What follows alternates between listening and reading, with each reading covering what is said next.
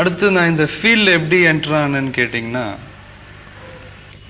நான் எனக்கு இந்த நடிக்கணும்னு ஆசை வந்ததே திடீர்னு வந்தது. அதாவது ஒரு 11th 12th படிக்கும் போது வந்தது.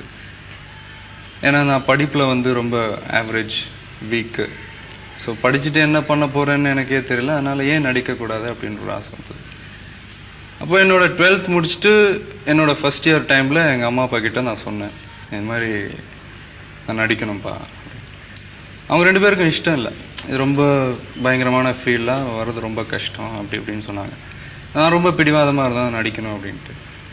உடனே எங்கள் அப்பா சொன்னார், நீ எங்களுக்கு ரொம்ப செல்ல பிள்ளடா, ரொம்ப இதுவாக வளர்த்துட்டோம், நீ ரொம்ப கஷ்டப்படணும், வெயிலையும் மழையிலையும் கஷ்டப்படணும், உன்னால் அதெல்லாம் முடியாது.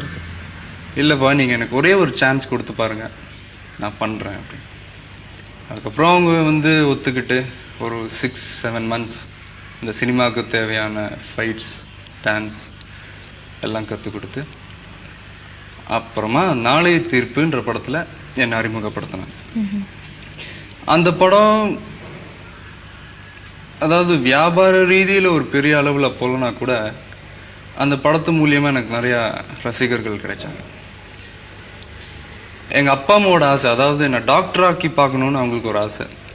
அவங்களோட ஆசையாக நான் நிறைவேற்றி வைக்கலனா கூட என்னோட ஆசை, அதாவது நடிகன் ஆகணுன்ற என்னோட ஆசையை அவங்க 2 பேரும் நிறைவேற்றி வச்சுருக்காங்க.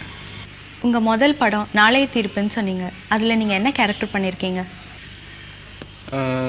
நாளைய தீர்ப்பில் ஒரு காலேஜ் ஸ்டூடெண்ட் கேரக்டர் பண்ணேன். நான் அதே ஒரு பவர்ஃபுல் ஸ்டூடெண்ட் கேரக்டர். அது பண்ணும்போது எனக்கு தெரியல, ரொம்ப இன்ட்ரெஸ்ட் எடுத்து பண்ணேன். நான் பண்ணதுக்கப்புறம் தான் தெரிஞ்சது என்னோடய வயசுக்கு மீறின கேரக்டர், ஒரு மெச்சூர்ட் கேரக்டர் ஃபஸ்ட் டைமே பண்ணிட்டேன் அப்படின்னு எல்லாரும் சொன்னாங்க. ஆனால் இருந்தாலும் அந்த படத்தில் எனக்கு நிறைய பிடிச்ச சீன்ஸ் இருக்குது.